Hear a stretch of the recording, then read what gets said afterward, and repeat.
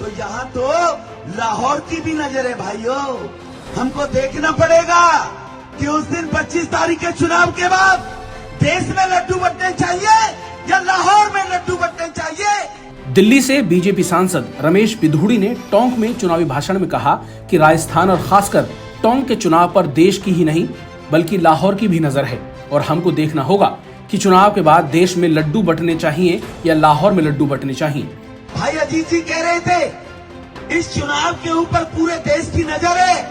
अजीत भाई, पूरे देश की नजर नहीं है इस राजस्थान की चुनाव के ऊपर, और ऊपर से टोंक के चुनाव के ऊपर लाहौर की भी नजर है कि पीएफआई के लोगों को शरण कौन देता है। पीएफआई के लोग पकड़े जाते हैं, उनको रोटी कौन खिलाता है? टोंक में बैठे वाले लोग खिलाते हैं। तो यहाँ तो लाहौर की भी नजर है भाइयों।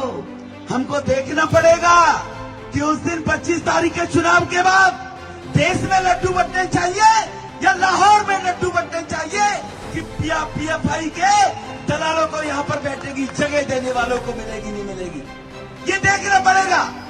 यहाँ पर हमास जैसे आतंकवादी वो नजर गड़ाए बैठे हैं कि एक्सीडेंट में अगर कोई मारा जाएगा उसके परिवार को नौकरी 50 लाख रुपए दिए जाते हैं, ये राजस्थान में दिए जाते हैं।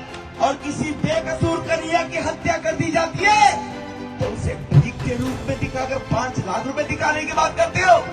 तो इस चुनाव पर नजर देश की नहीं है, हमारे देश के बाहर बैठे दुश्मनों की नजर है। ऐसा ही भाषण अमित शाह ने बिहार चुनाव में दिया था।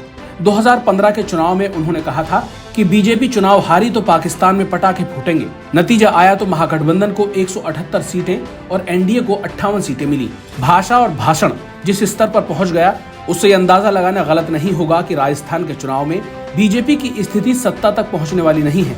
तभी तो बीजेपी के उम्मीदवारों के समर्थन में प्रचार करने के लिए पहुंचने वाले स्टार प्रचारक राजस्थान के मुद्दों पर बात नहीं कर रहे हैं, सरकार की कमियों पर सवाल नहीं कर रहे हैं, न ही सुधार की उम्मीद दे रहे हैं, बल्कि सिर्फ पाकिस्तान के सहारे चुनाव जीतना चाहते हैं। रमेश बिधूड़ी की भाषा संसद में भी इसी तरह की है। जब बसपा के मुस्लिम सांसद दानिश अली को आतंकी तक कह दिया तब भी बीजेपी को कोई फर्क नहीं पड़ा, न ही लोकसभा अध्यक्ष ने कोई कार्रवाई की।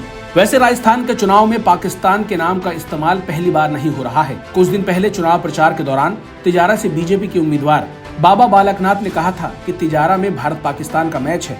इस बार भारत पाकिस्तान का मैच यह जीत की लड़ाई नहीं है, यहाँ वोटिंग प्रतिशत की भी लड़ाई है। उधर वोटिंग प्रतिशत कितना होता है ये बताने की आवश्यकता नहीं है, वहाँ कबीले एक हो गए हैं। उनके मंसूबे वोटिंग परसेंटेज से प्राप्त करेंगे तो आने वाले भविष्य में फिर वह एक होकर ऐसे मंसूबे नहीं करेंगे कि हमारे सनातन धर्म को हराने की साजिश करें। इसलिए वोटिंग प्रतिशत भी बढ़ना है।